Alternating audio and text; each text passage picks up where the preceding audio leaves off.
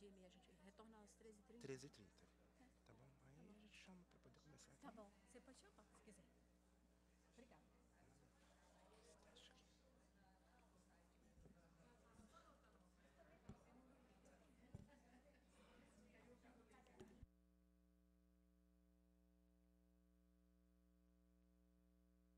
Tá acendendo, mas não tá saindo o som. Alô? Bom, vamos retornar, dar continuidade ao curso do Compliance e a sua efetividade na esfera pública, para a continuidade no módulo com a doutora Naide Araújo.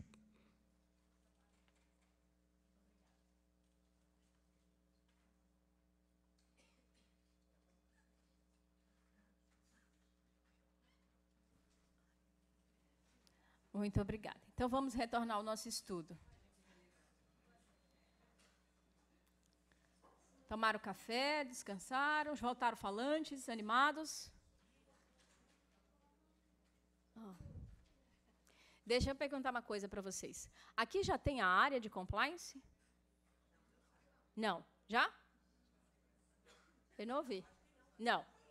Tá. Vocês já tinham ouvido falar sobre compliance?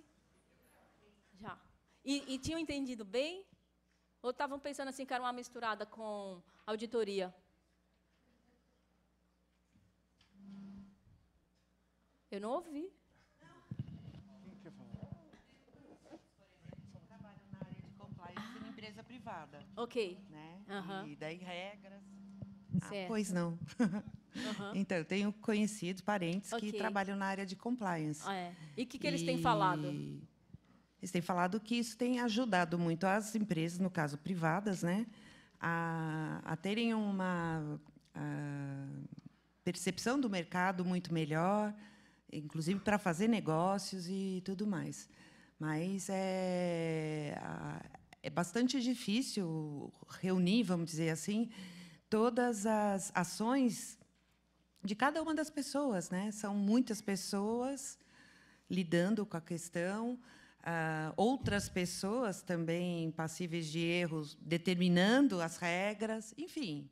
É um desafio. É muita coisa. E acho que a gente está falando é de uma mudança cultural, né? E com uma herança muito perversa, cheia de vícios, né? Muito arraigada ainda na gente, né? Exatamente. Tem coisas que a gente erra e não sabe que errou. Exatamente. Não, o compliance não tem o espírito de ser xiita. E quem vai ser o compliance officer não pode ter esse espírito de querer ser xiita e exigir que as pessoas ajam da forma correta, de uma forma agressiva, no sentido de ser punidor. Não é inquisição, é proposição. Né? Vale a pena, é conquista, é consciência, vale a pena transformar, vale a pena, vai ser bom para nós. Então, amanhã nós vamos falar sobre o perfil do Compliance Officer. Vocês vão ver, ele tem que ser alguém que agrega. Sim. O sentido de integridade ele é muito mais amplo do que de compliance. No sentido da etimologia da palavra. Né? Estar em compliance é estar em conformidade, é cumprir. E integridade é ser verdadeiro, íntegro, inteiro. Então, a própria palavra é mais ampla. Então, vocês vão ver que a ideia é ser íntegro, não é ser xiita. Mas a gente tem que levar em consideração a cultura que já se estabeleceu para transformá-la, sem impor. Porque, quando a gente impõe uma coisa, uma criança, dependendo do nível da criança, ela aceita e aprende daquela forma, e não faz mais. Mas outras se rebelam e começam a fazer pior. Né? Então, a pedagogia é a mesma. É a mesma psicologia, que deve ser a pedagogia e a psicologia deve ser utilizada. Não podemos impor. Eu tenho que conquistar a você se transformar, porque vai valer a pena para você. Tem que ter benefício para quem vai cumprir. E qual é o benefício? Não é oferecer benefícios materiais. É o benefício de você viver bem, de viver tranquilo, de saber que o seu colega é um colega tão ético quanto você. Então, você não fica preocupado, não posso olhar para o lado, estou sentado aqui, não posso olhar para o lado, que ele está fazendo uma coisa errada. E, se eu olho, eu caio na responsabilidade de denunciar, não é assim? Quando eu sei que alguém está agindo errado, eu tenho o dever de... E a gente tem medo de denunciar essas coisas, porque sofre perseguições. A gente não conhece as pessoas direito. Né? E nós estamos aí entrando numa fase do povo cometer atos que são as inseguranças psicológicas. Né? Nós temos isso muito forte nos Estados Unidos, na Europa, e isso está começando a transportar para outros mundos, porque coisa boa transforma devagar, mas coisa ruim, num instante, passa. Né? No instante, a gente aprende. Então, esses transtornos psicológicos, que a OMS tem falado que as doenças do século vão ser mentais, não é isso? Vocês estão acompanhando isso? É porque eu leio até bula de jornal, ou bula de remédio, entendeu? Então, eu sei tudo. Eu fico sabendo de tudo que dá para eu saber. Mas, então, eles estão dizendo assim que as nossas doenças são mentais. Então, cada vez mais, nós vamos ter problemas de depressão, a questão do suicídio, fazendo campanha. Nós não estamos fazendo a campanha do suicídio? Fizemos a campanha amarela. Por quê? Porque as pessoas estão tendo problemas mentais. Tudo que nós fazemos reflete em nós. Então, quando a gente faz o bem, por conta da lei natural de ação e reação, que a gente pensa que só ocorre em relação à natureza, mas que ocorre na vida da gente. Né? Então, tudo que nós fazemos tem atração. Então, se eu faço bem, esse bem retorna. Se eu faço mal, esse mal retorna. E, muitas vezes, esse mal fica nas minhas toxinas que eu libero, e eu acabo desenvolvendo doenças. E isso vai sair de algum modo. Porque tudo que eu produzo tem que sair de algum modo de mim, não tem como sair do outro. Então, tem aumentado muito essas doenças, né, principalmente em jovens, adolescentes, e esses crimes aí que a gente se assusta, né, a pessoa chega em um local, sai assaltando, mata, vai num restaurante, você começa a se sentir, assim, onde é que existe segurança mesmo? Né? Então, nós não podemos ter medo disso, temos que continuar vivendo. Né? Viver é um risco, mas nós precisamos ter cuidados e cautelas para nos proteger e nos defender. E um desses é procurar fazer o correto, porque isso atrai mais correto. Então, já conversamos um pouco, falamos aí dos conhecimentos gerais, vamos voltar para o conhecimento do compliance. A gente vai seguir aqui a ideia da probidade administrativa na Constituição de 88. Retomando, para quem chegou aqui agora, nós estamos percebendo, a partir desse estudo, que a administração pública tem mecanismos de compliance prontos para usar no propósito de fortalecer a sua área, o seu compliance. Já existem mecanismos. A legislação em relação à administração pública, no exercício da função, para punir crimes contra a administração pública, no sentido de orientar a conduta do administrador público, ela é muito ampla. E eu poderia dizer para vocês, não é ruim, é porque a gente não usa direito, mas não é ruim. Não é ruim. E daí, eu suponho, do mesmo jeito, que, apesar dos códigos de éticas estarem guardados nas gavetas, eles devem ser bons também. Devem ser muito bons. Por que eu penso que ele é bom? Porque ele tem que estar alinhado à Constituição, que tem que estar alinhado ao princípio do órgão, que tem que estar alinhado ao comportamento normal que cada uma pessoa tem que ter. Então, eu penso que é bom. Agora, o que nós precisamos fazer?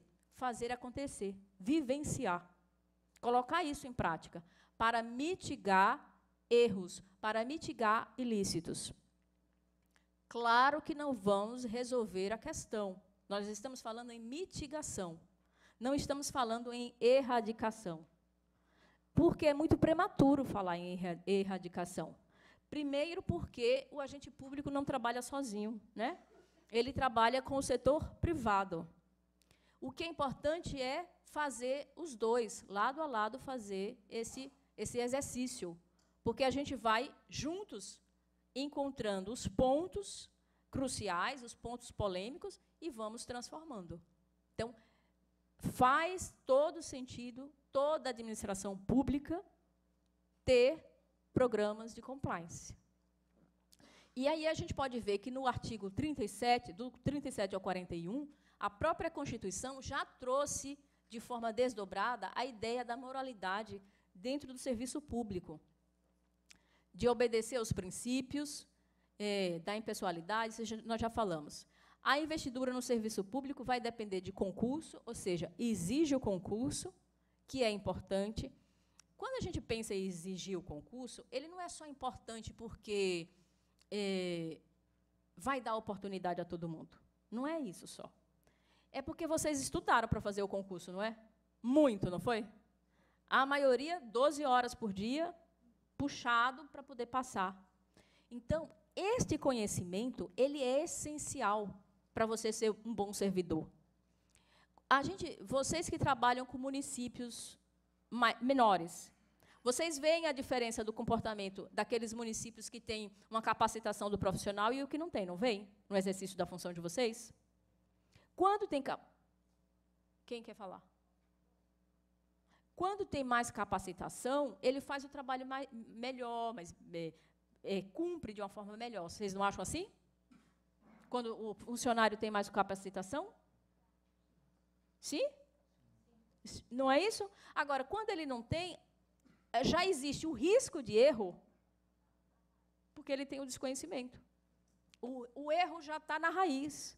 Então, existir o concurso público é ótimo nesse sentido também, porque vocês já vêm com um conhecimento, já trazem um conhecimento. Eu falei aqui, brinquei aqui, agora que eu leio até a bula de remédio, é uma brincadeira, naturalmente, mas assim, é no sentido assim, quanto mais conhecimento você tem de vários assuntos, mais você consegue fazer melhor o seu serviço. Não é porque você é melhor do que o outro, e o povo antigamente tinha preconceito do mais sabido, né? Deixava isolado. Não é isso, não é que a pessoa é mais sabida. É porque isso influencia na hora de você tratar com as questões. Né? A gente vê muito... Nós temos funcionários públicos que atendem o público mal, aqueles que trabalham com o público. No privado também tem. Porque isso é questão de pessoas. O que falta? Treinamento. Treinamento. Para que as pessoas possam exercer o seu trabalho de forma correta.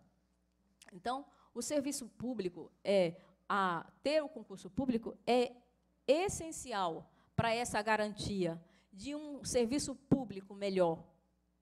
E isso faz parte de compliance. No sentido de que estou estimulando a pessoa a agir de forma correta, a ter mais conhecimento. E quanto mais vocês tiverem treinamentos, mais isso é melhor. Mais cresce esse conhecimento. A vedação da acumulação remunerada, que a gente já falou. As obras e serviços, compras e alienação são contratados mediante o processo licitatório. Isso aqui é um ganho para nós, no sentido de Constituição, porque as contratações eram feitas de forma a amizade, não é? Antes da Constituição de 88. E aí, com a Lei 866, existem grandes casos de corrupção e de ilícitos nessas contratações, existem. Mas imagine se não tivesse a lei, como seria? Né? A situação seria pior. Então, a gente precisa começar a olhar a coisa pelo lado positivo e criar mecanismo para barrar o negativo. A publicidade dos atos. Isso daqui é essencial, principalmente agora com a lei de informação, a obrigação de 2011, porque isso contribui para que a sociedade comece a perceber que ela tem o direito de opinar. É o que a gente chama da democracia participativa. Nós estamos no início dessa democracia, de começar a perceber que a gente precisa fazer parte do Estado, fazer a nossa parte. Quando eu estava preparando esse curso, especificamente aqui para o TCE, foi muito fácil entrar aqui no site do TCE. Eu precisava ver como é que eles estão, o que eles estão tratando, como eles estão acompanhando as coisas, como é que está a transparência deles, para eu poder falar. Já pensou? Se vocês não tivessem nenhuma transparência, e eu falando aqui da transparência, ia gerar um constrangimento. Então, e foi muito fácil olhar o trabalho. E aí a gente vai ver, vocês vão ver, alguns órgãos não têm isso ainda. E isso ainda está tímido, essa transparência. A gente vai procurar algumas coisas em alguns órgãos, você não consegue achar. Às vezes é até para dar informação positiva, e não consegue. É para dizer, olha, esse órgão faz isso aqui muito bem, trabalha muito bem. Eu não consigo nem elogiar, para demonstrar. Imagine que esse curso que eu estou dando aqui, nós estejamos dando em outro local. Se eu entrasse no site do TCE e não tivesse a transparência que eu encontrei, eu poderia me referenciar ao TCE como exemplo? Não, não tinha como. Então, essa publicidade, no sentido mais amplo, é essencial para o exercício da democracia e, ao mesmo tempo, para o exercício do compliance. Dar visibilidade ao que eu estou fazendo. Dizer para as pessoas o que é que nós fazemos. As pessoas precisam saber o que é que o órgão faz e como é que se comportam os seus agentes. É muito ruim quando a imagem do agente ruim prejudica o órgão. Então, isso é muito importante e a Constituição foi muito bem. Além disso, ela fala, que é a nossa parte, os atos de improbidade administrativa. Trazer isso, vejam que na própria Constituição, porque é uma Constituição inovadora, ela já traz a previsão de que, de forma aberta, de que nós íamos avançar no tempo. Não havia compliance naquele período, mas sempre houve a ideia de sermos éticos. A ética, nós falamos da ética, se nós quiséssemos voltar para falar de ética, nós voltaríamos, inclusive, poderíamos tratar de Aristóteles, que é quem fala a ética de uma forma mais formal, como a gente fala. Mas eu vou mais além. Eu poderia dizer que o Moisés, vocês sabem quem é Moisés? O Moisés falou de ética. Quando ele libertou o povo dele da escravidão lá no Egito, ele estava dizendo, escravizar é errado, então é antiético. Ele nem sabia que tinha ética, mas ele estava atuando com ética. Ele nem viu o resultado do trabalho que ele fez, que ele morre antes, né? Mas ele estava agindo com ética. Eu posso pegar outras pessoas, outros exemplos de pessoas que trataram com ética. Quando eu pego Jesus e ele diz, faça ao outro aquilo que você quer que faça para você. Ética. Princípio de ética. Haja de conformidade. Compliance. Jesus falando em compliance, moderníssimo. E o Moisés, né? Moderníssimo. Pessoas não são para serem escravizadas. Não podemos mais escravizar pessoas. Eu estou tratando de temas extraordinários para vocês pensarem, tá? Vocês aí vão fazer, como vocês estão silenciosos, vocês aí vão fazendo as conexões de vocês com o exercício da função. As coisas simples. Isso não pode ser mais feito. Aquilo não pode mais, tá?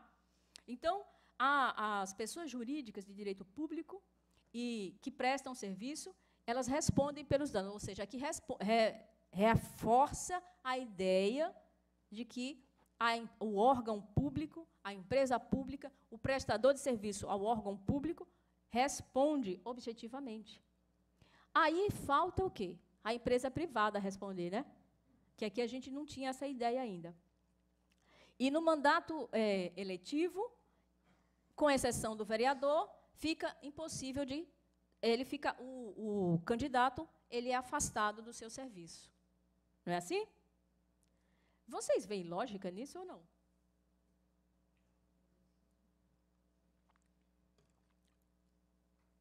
Eu não ouvi. Quem vai, fala você. Como que é seu nome? Vai, Salete, me conta tudo. Fala aqui. Na realidade, o que eu estou entendendo, pensando de compliance, é que são atitudes que a gente tem que nós temos. Eu acho que muitos aqui que estão presentes têm essa atitude. E eu fico tímida. Eu também sou tímida, pode ficar tranquila. Então, eu acho que não é na realidade, não seria uma punição, né? Quer dizer, é uma punição, mas Um mecanismo isso, utilizado. Foge isso. E eu acho correto, porque para evitar a influenciar, não é?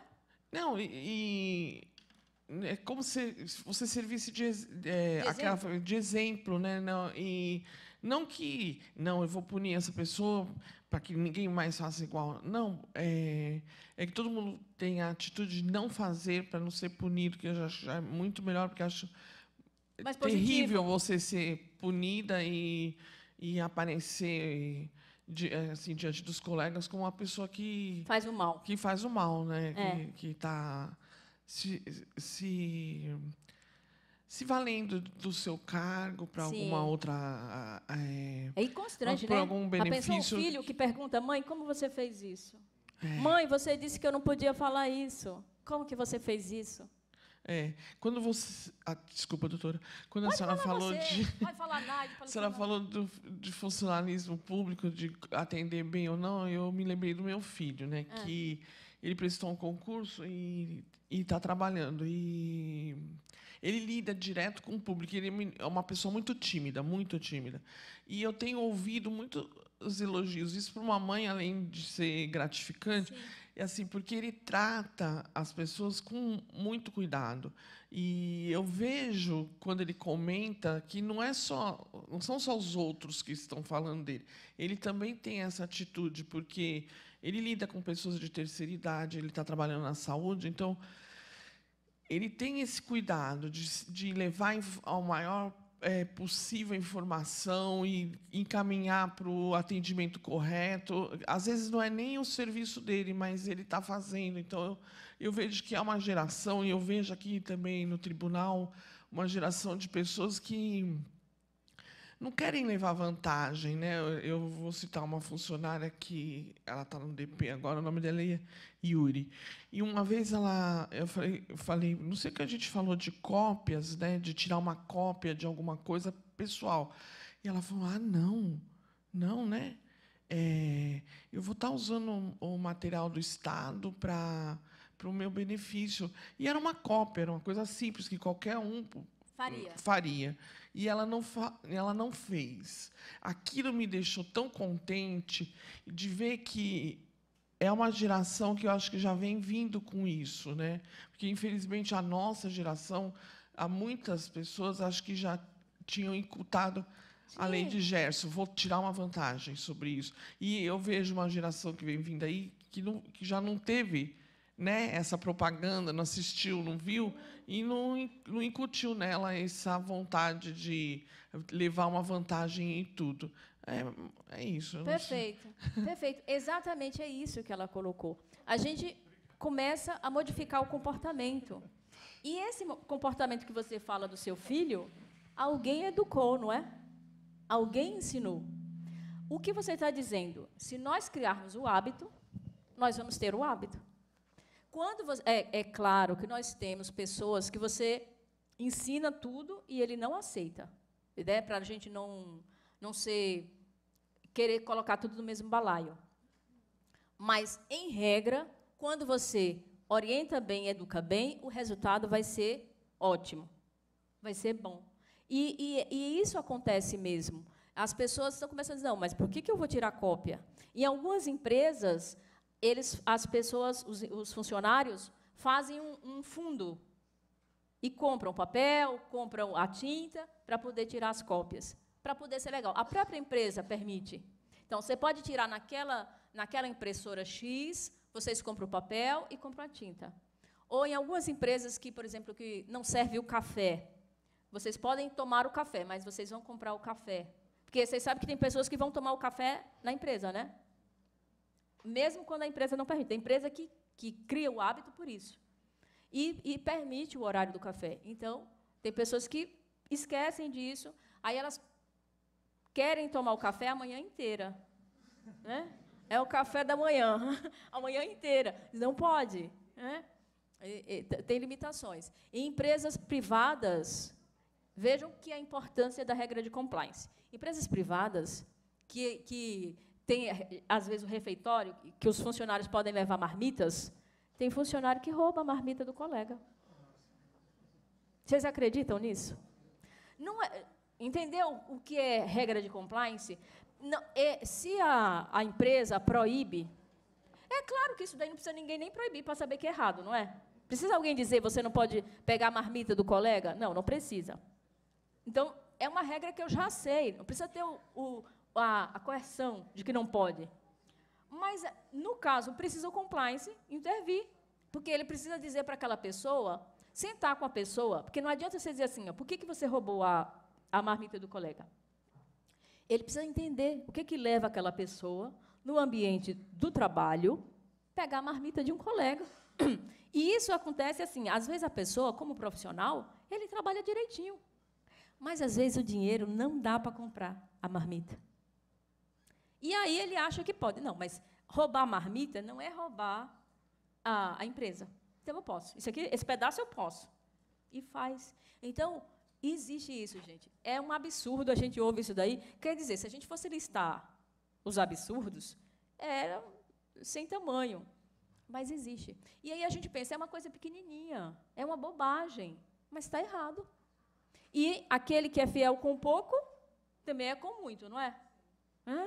E quem não é com pouco, também não é com muito.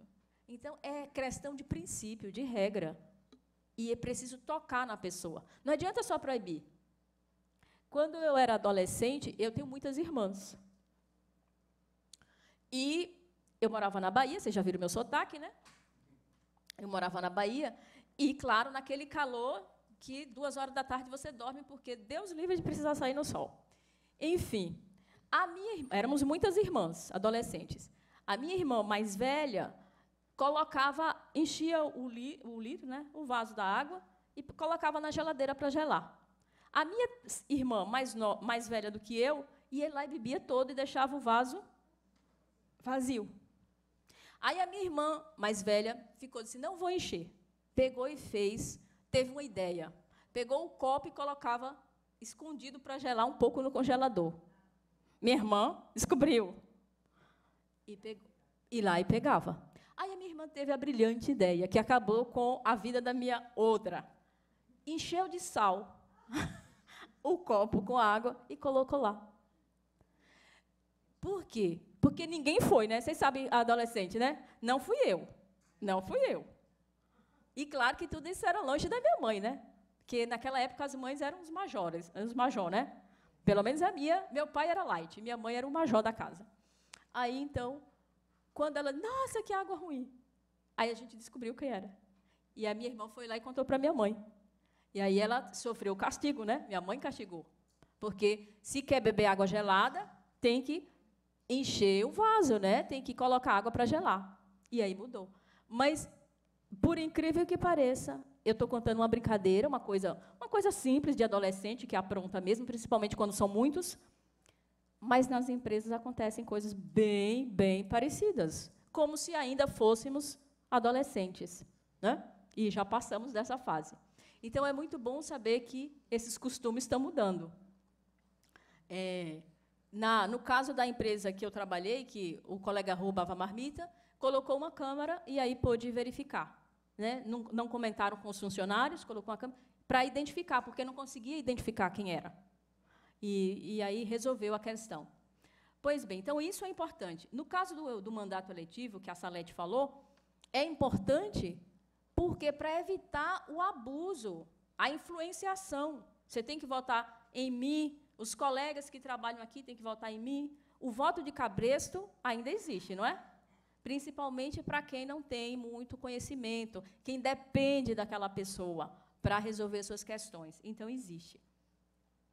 E aqui nós passamos para a parte das responsabilizações dos agentes políticos. A Constituição de 88, ela vai muito parecida com as outras, tirando as ditatoriais, responsabiliza o presidente nos crimes da função no Senado e os demais pelo STF. Os ministros, da mesma forma, e aí nós temos o foro privilegiado aqui em sentido amplo, né? E também os juízes. Então, há uma responsabilização de todos.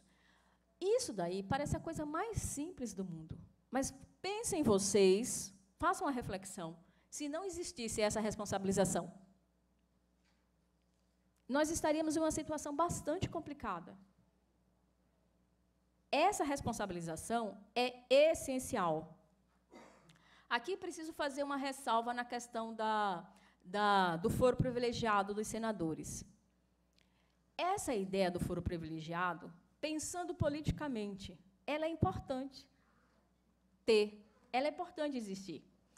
Aqui na Constituição de 88, quando é posta essa inviolabilidade, essa imunidade parlamentar, é porque nós tínhamos acabado de sair de um Estado ditatorial, onde os direitos políticos haviam sido suspensos. E quem são os senadores e os deputados? Os senadores são os representantes do povo, do Estado, e os deputados do povo. Se essas pessoas forem punidas cada vez que defenderem o Estado ou o povo, nós não conseguiríamos ter algumas conquistas. Então, a ideia de foro privilegiado, no sentido real, ela é salutar. E nós precisamos que exista o foro privilegiado, para que eles possam se manifestar de forma com liberdade e também para que eles não sofram muito aquela questão da intriga do rei. Se não é meu amigo, eu crio uma armação contra vocês e você sai daqui. Entro com processo na comissão de ética, faço uma situação simulada e gera um conflito. O problema é que isso gerou o excesso, né? A questão aqui é o abuso, não é o sentido em si. Nas nossas tarefas profissionais, nós temos liberdade, não temos? De atuar, de fazer, de exercer a nossa função. Nós não trabalhamos engessados porque nós trabalhamos de acordo com a lei. O problema é o excesso. É o excesso de quem vai usar isso de forma que excede o que é possível. Então, o problema daqui do foro privilegiado é muito isso. E aqui, o que eu quero demonstrar para vocês é que, muito fortemente, essa ideia de punir aqueles que estão errando, desde a Constituição de 1824, existe. Tudo bem com aquela timidez que nós vimos lá, somente os ministros e os deputados. Mas, e a Constituição de 1891, a lei continua vigente, a Lei 15.827. Mas aqui nós tivemos, na de 37, o Decreto-Lei 240, que vai tratar sobre o sequestro de bens. Para quem não é da área jurídica, o sequestro de bens só pode ocorrer depois que a pessoa for indiciada, porque ele tem que ser na esfera judicial. Mas era para quê? Para preservar os bens que funcionários públicos, que políticos, usurpavam da administração e tomavam como seus. Então, essa é a ideia. A lei Pitombo-Godoy é a primeira lei mais contundente nesse sentido, e, além dela tratar do sequestro de bens, ela vai tratar também do registro dos bens. É a lei que exige que, quando vocês entram na administração pública, vocês têm que apresentar a declaração de bens. E, quando se afasta, também. Né? Para que isso? Isso é mecanismo de compliance. Hoje é um mecanismo de compliance. Naquela época, não. Naquela época, era somente para evitar os riscos, para punir, porque havia o ilícito. Mas, hoje, dentro da esfera pública, é um dos mecanismos, que a gente pode dizer, é um mecanismo, no sentido de você estar em conformidade. O RH tem o papel de acompanhar isso. Sim, trouxe a documentação, fazer a checagem. De repente, um funcionário público que ganha X valor começa a ter um rendimento muito extraordinário, algo errado tem, não é? Não dá para estar certo. Então, é a primeira lei. Isso já na Constituição de 46, né? E a Lei 3.502, do mesmo jeito, ele vai, a Lei Bilac-Pinto, ela vai descrever, caracterizar o que é o enriquecimento ilícito. Porque a Pitombo Godoy ela não é tão ampla no sentido de dizer assim, o que é enriquecimento ilícito? Porque se a gente não descreve bem o que é, há as lacunas, né? Não pode fechar muito, senão a gente só pode dizer aquilo que está na lei. Mas não pode deixar muito aberto, porque senão a gente não pega quem está agindo fora da lei. Então, tem que ter um bom senso aqui, um equilíbrio. E a lei Bilac-Pinto, ela vai trazer esse ponto, vai caracterizar o que é enriquecimento ilícito. E é em 46, na Constituição de 46, no ano de 50, que a lei do impeachment é instituída. A lei do impeachment é essa que está válida ainda hoje. Ela é de 50, é do governo Getúlio.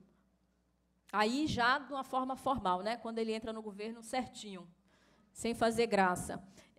Então, é a lei que pune os ministros do TCU, por exemplo, que tem uma referência com a casa de vocês, né, aqui vocês seria a Constituição Estadual, é a lei que pune os ministros do STF, é a lei que pune o presidente da República. Então, é uma lei importante que está em vigor. Em 67, nós tivemos, apesar de uma Constituição ditatorial, e embora o ato institucional número 5 seja nefasto, nós tivemos nesse ato, e no ato complementar 42, e na emenda 42, essa questão de apuração dos enriquecimentos ilícitos. Isto nos faz pensar o quê? Que ocorriam. Que já ocorriam. Então, vejam, corrupção não é coisa de 3 anos, de 4 anos, de 5 anos. Não é. É isso que nós estamos percebendo. E é esse paradigma que nós temos que começar a quebrar. E insistir, não desistir, persistir. E na Constituição de 67, é que nós vamos ter o Decreto-Lei 201, que vai disponibilizar, ou seja, é o impeachment dos prefeitos e vereadores, né? Vai regulamentar como é que são as responsabilidades do prefeito e as responsabilidades dos vereadores. Não tem impeachment de vereador. Eu falei num conjunto, mas o impeachment é do prefeito, né? O vereador, ele é afastado do cargo.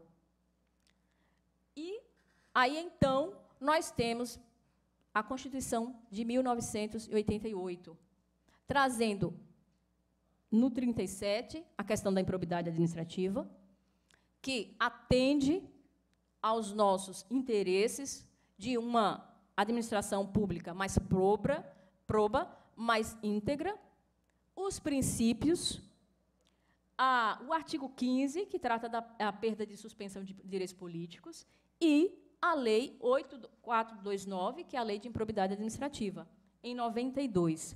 As leis Pitombo Godoy e Bilac-Pinto, elas foram revogadas somente pela Lei da Improbidade Administrativa.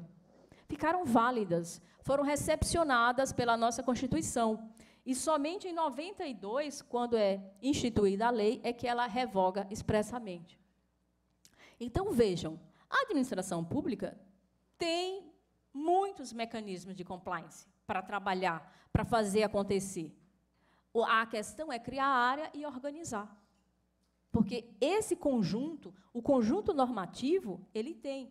Agora, vai precisar criar o quê? Ações e medidas mais amplas, com princípios, para poder atacar a questão da integridade. Nós temos a Lei 9.962, do regime de emprego público, de contratação temporária, o Estatuto do Servidor, e aqui eu estou me utilizando sempre da regra federal, mas, quando vocês veem o federal, pensem nas esferas estaduais e municipais, porque, normalmente, os estatutos estaduais e municipais eles seguem a mesma, resguardando algumas peculiaridades da própria característica do Estado, do município, seguem a mesma regra. E temos a lei, outra lei assim, muito importante no combate, e de que ela favorece ao compliance na administração pública, é a 866, porque um ponto de atenção do compliance são as contratações. Porque é onde acontecem muitos riscos, né?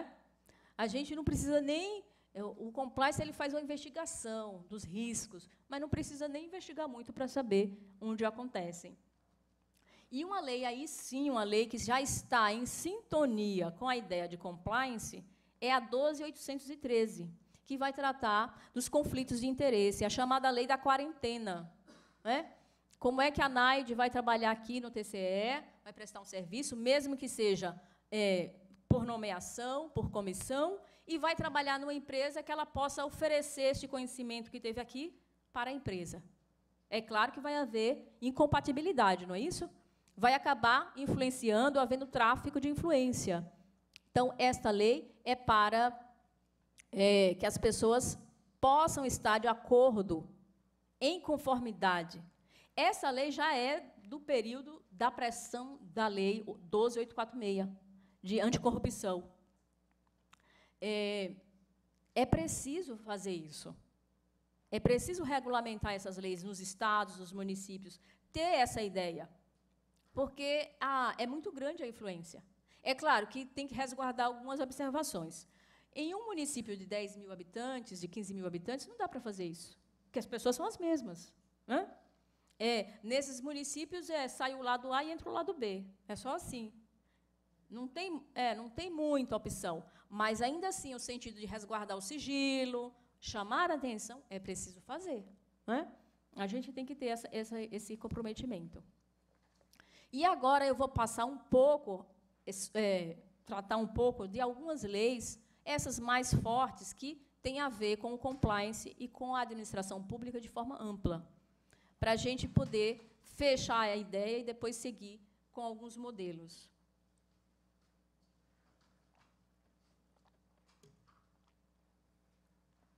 A Lei de Improbidade Administrativa, ela é uma lei que dispõe sobre as sanções contra os ilícitos, não é isso? Mas, se a gente olhar ela pelo outro lado, ela é a lei que quer que vocês ajam de forma proba. Então, qual que é o objetivo da lei, ao final? É que não se cometa as improbidades. A lei pune para que você aja de forma íntegra. Então, ela faz a leitura inversa. Eu vou punir para você não fazer. Se você fizer, haverá uma punição. Então, o objetivo da lei de improbidade é de integridade. E é um mecanismo forte, vamos dizer assim, a lei de improbidade administrativa é o segundo documento que deve estar na mesa do compliance. É o segundo documento. Primeiro é o Código de Conduta e de Ética. Tem que estar na mesa, marcado, rasgado e suado.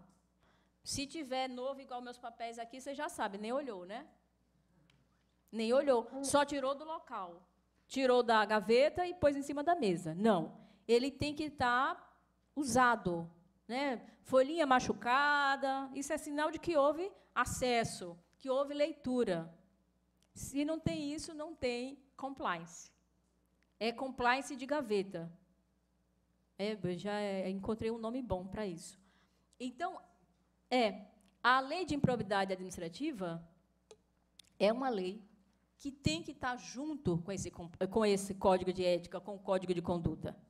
Porque é um norte para a administração pública. E é uma lei muito bem construída, onde ela é ampla, ela consegue abarcar vários pontos. E essa lei, ela é federal, ela envolve toda a esfera pública. Então, é fácil de ser aplicada, porque eu tenho uma leitura ampla, eu consigo ter um atingimento muito maior. Não é assim? Vocês conhecem bem essa lei? Assim, a lei. A prática eu já sei que vocês conhecem por conta do exercício. Eu quero dizer assim, um dia eu sentei e li muito essa lei? Só no concurso, né? Me conte a verdade. Vocês leram só para fazer o concurso. É chato, não é? Ficar lendo. Só mesmo advogado para ficar com as... Não é? É chato. Você tem... Como que é seu nome? Você que falou que é chato. Suzana, é chato mesmo. Mas você vê, eu acho lindo quando eu pego uma lei. Olha o meu pensamento. Eu acho lindo quando eu pego uma lei assim completa. Eu estava preparando o curso e eu não tinha achado a lei 15.827. Quando eu achei, nossa, vocês não sabem como eu fiquei feliz. A fala é ainda com o português do Império. É em português do Império. Da natureza dos delictos, porque são responsáveis os ministros e secretários de Estado e das penas, que lhes correspondem. Vou pegar uma aqui bem portuguesa, assim, são aplicáveis com 2 P's aos delictos especificados nesse artigo as penas seguintes: máxima, morte natural. Morte natural é pena de morte, gente. Olha, morte natural é pena de morte. Gente, morte natural é quando a gente deita, dorme e morre, não é assim? É morte morrida, não é isso? É muito melhor, né? Morte natural, eu fiquei assim, aí eu adorei, né? Média, perda da confiança da nação e de todas as honras. Inabilidade escreve INHA, o resto habilidade. Perpétua, olha como a pena era dura. Inabilidade perpétua para ocupar empregos de confiança e 5 anos com 2 N's de prisão. Caso cometesse os crimes, vou ler, contra a forma de governo, o império, contra o livre exercício dos poderes políticos, né? Então, os 4 poderes, era 4, né? Contra a independência, e adivinham o que tem aqui? Contra a integridade e defesa da nação. Esta integridade que está aqui, ela tem sentido amplo.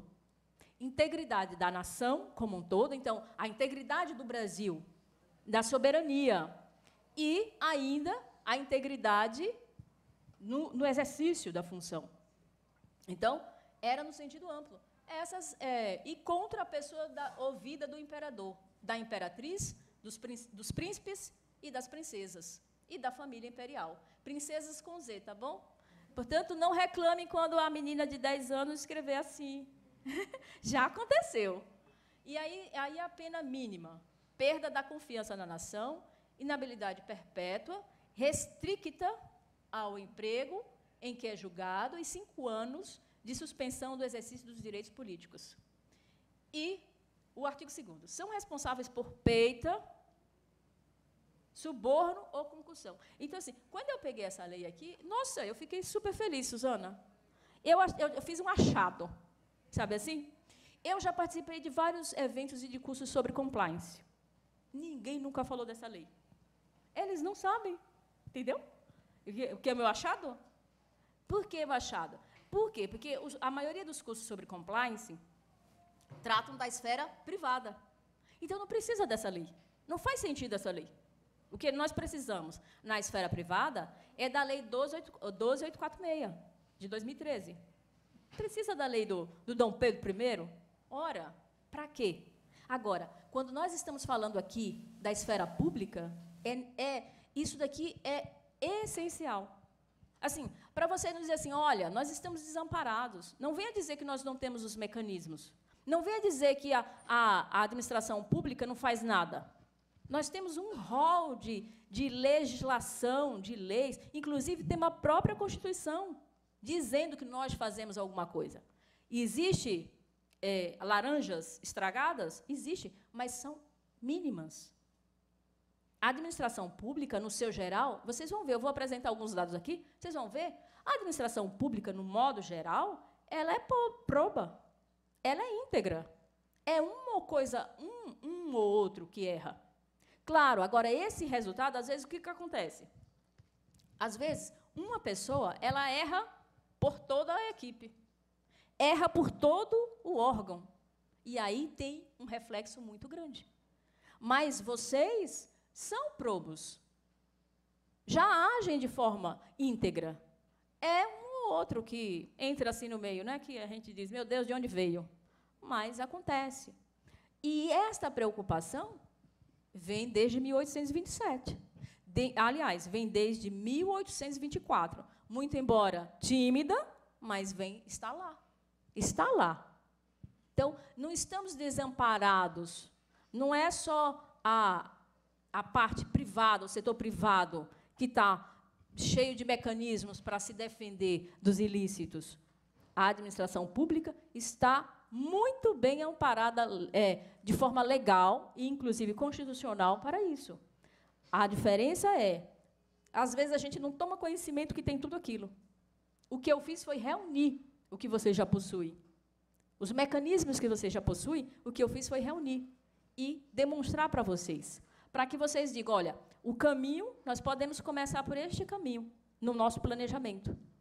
Porque nós já temos. E aí desenvolver mecanismos e medidas de compliance. Okay? Então, essa lei da improbidade administrativa é lei de mesa para quem vai trabalhar com compliance. Tem que estar lida, relida e mais relida. E mais uma vez. E quando cansar de ler, leia de novo. E ela tem que estar igual a quando a gente vai num congresso que tem aqueles velhinhos que ficam dizendo o número do artigo inteiro e ele lê o dispositivo todo.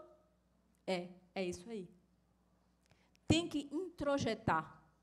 Tem que... Sabe quando vocês estudaram para o concurso que parecia que já ia sair fumaça? Foi naquela hora que vocês aprenderam. É naquela hora que a gente se sente parecendo que a gente está exausto, é que a coisa entra. É quando você começa... Eu estou falando com você e você está pensando na lei improbidade administrativa. E o artigo 9. É aí. É aí que a gente aprende. E aquilo começa a fazer parte da nossa vida. Então, essa é uma lei que ela estimula o agente público a servir com honra, com responsabilidade à administração pública. E vocês estão muito bem servidos com ela. E devem utilizá-la e valorizá-la, porque tem lacunas? Tem, lógico. Senão não teriam sido criadas outras leis. Mas ela é ampla. Se faltarem outras leis, ela tem como ser subsidiária e atender ao objetivo. Ok?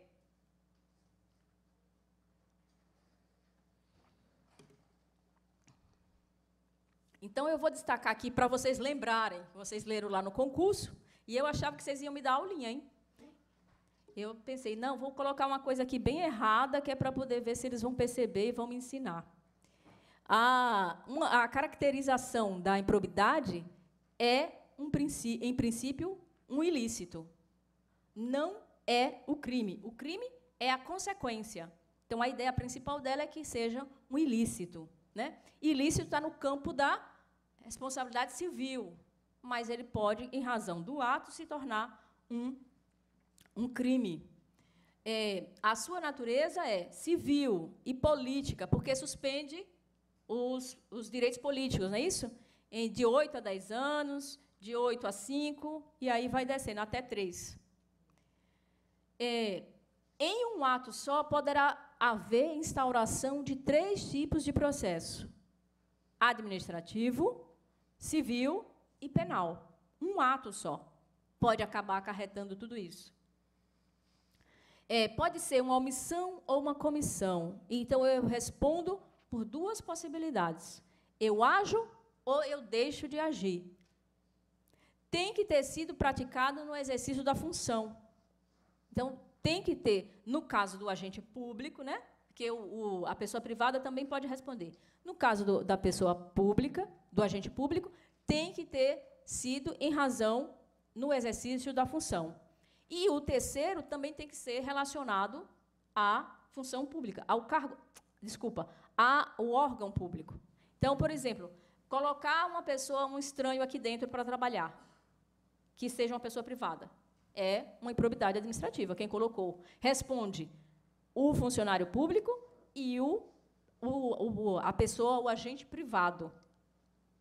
Eu estou treinando aqui porque eu estou falando sempre em privado, aí eu tenho que falar em público. Já falei que pode acarretar em um crime, né? Aqueles crimes que estão lá no capítulo do Código Penal, só contra a administração pública, e é obrigatório para todos os âmbitos, ou todas as esferas, guardando, claro, as peculiaridades, porque ela é uma norma aberta. Então, quando a gente vai apurar, que eu estou falando aqui, tem a peculiaridade de cada ente federativo.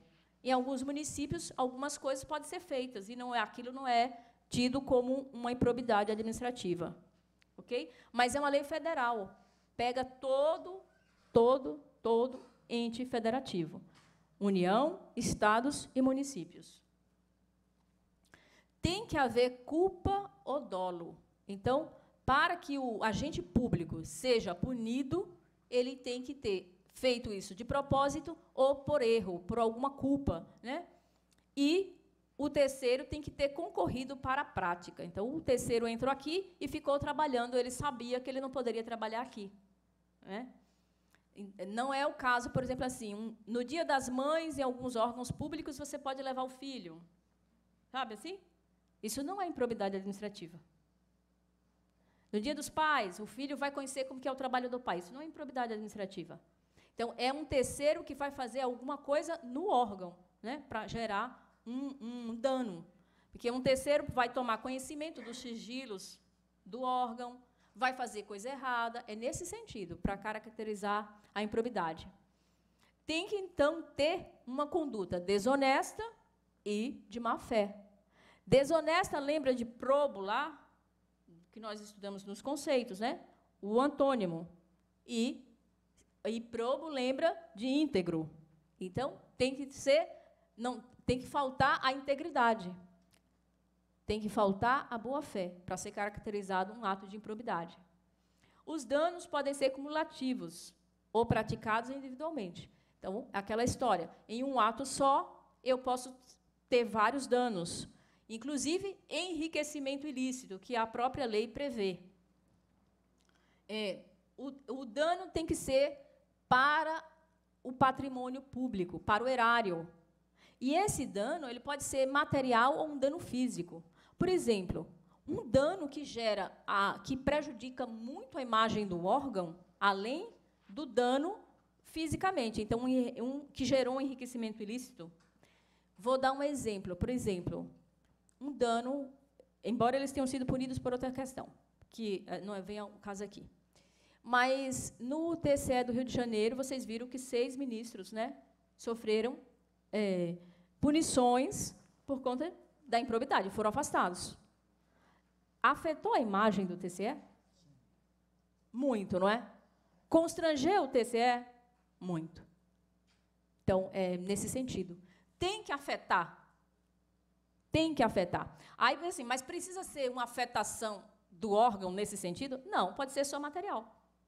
Tá, pode ser material. Pode ser um erro, pode ser, não precisa ser, mas poderá ser de uma monta maior. Havendo a condenação, pode ocorrer sanções. O ato de improbidade deve causar enriquecimento ilícito, prejuízo, atentado contra os princípios e benefícios financeiros e tributários. A própria lei vai tratar pontualmente desses 4 pontos, né? Desses 4 possibilidades. E aqui, por último, que eu quero falar com vocês. Essa lei, ao ser aplicada, ela tem que ser alinhada com o bom senso, para a gente não cair naquela questão de perseguição e não cair na ideia de xiita. Então, assim, por isso a importância do processo administrativo, a importância das instâncias no processo administrativo, de você poder recorrer, de poder apresentar uma defesa, de apresentar testemunhas, de ter o direito à ampla defesa. A gente, pensando como advogado, a gente sempre tem que pensar em proteger aquele que cometeu o ilícito, porque é para a garantia de todos, é para dar garantia a todos.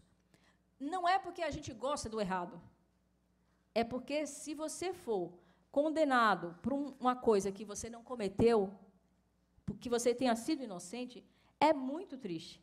É muito mais injusto apenar uma pessoa inocente do que deixar uma pessoa que cometeu um ato ilícito livre. É muito mais injusto. Entenderam o que eu estou dizendo?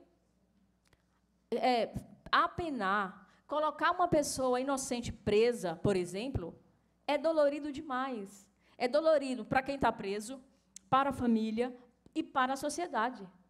Por quê? Porque isso pode acontecer com qualquer um de nós. Quando o Estado prende alguém que é inocente, alguma coisa está errada. E se prender o inocente A, o que dá em Chico, dá em Francisco. Então, pode prender a gente também, não é? Então, esta é a cautela. E, por isso, a própria lei defende, na dúvida, deixa o réu livre. É melhor deixar o errado livre do que prender o inocente. Então, aqui, vocês sabem que existem aquelas questões igrejeiras em todo lugar, não é? Igrejeira que eu falo é aquelas intrigas. As panelinhas. Então, no setor privado, existe também. E mais ainda, porque é mais aberto. Aqui existem algumas proteções. Então, mas existem questões, por exemplo, assim, aqui, a gente vê, é um órgão muito bem estabilizado, todo mundo é bem estudado, mas pensem em municípios pequenos, que têm intrigas do lado lá com o lado B. Então, a aplicação da lei e a ideia do compliance, ela tem que ser com muito, muito bom senso, para você não punir uma pessoa inocente, para não agir contrário ao sentido da lei, certo? Então, é nesse sentido que eu estou dizendo assim, olha, é para aplicar a lei, mas tem que ter bom senso, porque, senão, a gente ultrapassa o nosso limite. E exige, então, portanto, por esse bom senso, os princípios de observância da razoabilidade, da proporcionalidade, da boa-fé e da ampla defesa. Então, eu preciso apurar a questão, sim, mas sempre com o sentido de boa-fé. Qualquer processo que haja parcialidade, ele está danificado desde a sua raiz. Pode liberar. Deixa o errado fazer. Um processo não pode ser parcial. Nenhum processo. Nem o administrativo, nem o civil e nem o penal. Houve a parcialidade, já está prejudicado. Então, esta ideia tem que estar muito forte em quem vai trabalhar na área de compliance. Você não é o julgador, não tem a chibata na mão. O seu papel é outro, é de impulsionar as pessoas a agirem de forma correta. Esse é o papel. Impulsionar, fazer uma administração melhor. É isso que nós queremos. E é isso que a sociedade quer. A sociedade não é contra a administração pública. Ao contrário, vocês nos representam. O agente público, como servidor, como empregado público, ele também representa a sociedade, só que de forma indireta, e eu vou colocar entre aspas, autônoma. Cada um de vocês aqui escolheu representar a própria sociedade da qual você faz parte. Escolheu fazendo o quê? Cumprindo as regras, fazendo o concurso. Então, é muito bonito quando a gente diz o servidor. Ele é servidor mesmo. A quem ele serve? À sociedade. Não é eu sirvo ao Estado, não. Eu sirvo à sociedade. É a sociedade que detém o poder. Está lá no parágrafo único da Constituição. Todo poder emana do povo e é para este povo. Então, é nesse sentido. E, dentro dessa questão aí de improbidade, eu vou tratar aqui da questão do foro privilegiado, que nós já falamos um pouco, e que tem aqui os agentes políticos, inclusive secretários de Estado e ministros de tribunais. Vocês já sabem, eles têm esse foro e, nas suas funções, são julgados pelo Senado e, no caso do Estado, pelas assembleias e, no sentido de crimes comuns, pelo STF. Não tem novidade. Mas o que a gente vai falar aqui um pouquinho mais detalhado é a questão da imunidade parlamentar, para que a gente possa ver onde a gente pode pensar, porque é um tema que está sendo debatido em questão de ética. É certo ou é errado? Qual que seria o ideal? Tirar o foro privilegiado, totalmente, manter um pouco, o que seria melhor? A inviolabilidade de opinião, que é o foro, a imunidade parlamentar material, é chamada assim, estou usando o termo para vocês saberem que também, quando ouvirem, imunidade parlamentar material, é a inviolabilidade de expressão de opinião, eu acho que não tem problema ser mantido, deve ser mantido. Mas é assim, a pessoa também tem que ter limite, não é? Eu não posso chegar aqui falando qualquer coisa. Não tem cabimento nós irmos assistir uma sessão dos conselheiros e eles estarem se degladiando. Nós já passamos dessa fase, não é assim? O que vocês acham? Não é possível mais isso. Nós já aprendemos modos, costumes que exigem um comportamento que a gente tem que ter no exercício das nossas funções, na nossa vida diária. Você pode reclamar com algumas pessoas, você pode discordar delas, mas não precisa se engalfinhar. Não é possível que nós vamos voltar ao período do homem das pedrinhas, não é? E é isso que está faltando, uma limitação. Todas as assembleias, todas as câmaras de vereadores e o Congresso têm código de ética. Mas eles estão precisando fazer o código de compliance, então, para limitar o comportamento. Ali não é a casa da mãe Joana, ali é a casa do povo, é a casa do Estado. Não pode ter qualquer comportamento. Porque o excesso aqui é o absurdo no comportamento desses representantes do povo. Nós não podemos querer que os nossos representantes tenham um comportamento pior do que o nosso. Uma coisa é o vendedor de laranja ficar gritando para vender laranja. É a função dele, é o papel dele, lá no meio da feira. Outra coisa é a gente ver o nosso representante agir dessa forma. Não é compatível. Não é compatível. Não podemos concordar. E isso tem que ter um comportamento limitado. Outra coisa, e essa inviolabilidade de opinião, ela é válida, inclusive, para vereadores. Só que, para os vereadores, é só na circunferência do município. Então, só vale ali dentro do município. Então, se o vereador vai fazer essa gracinha fora do município dele, ele responderá como um crime normal. Agora, a imunidade parlamentar formal, que é de responder os crimes perante a própria casa ou no STF, os vereadores não possuem, a não ser que seja criada a lei do próprio município. Eles não possuem, porque não veio prevista na Constituição. Mas aqui é que está o problema. Porque esse que é o ponto. As pessoas se aproveitaram da possibilidade que receberam para nos defender e começaram a usar isso como um abuso, cometer os crimes, porque podem se beneficiar sendo julgados no STF. Então, o que vocês acham? Isso eu penso que tem que limitar.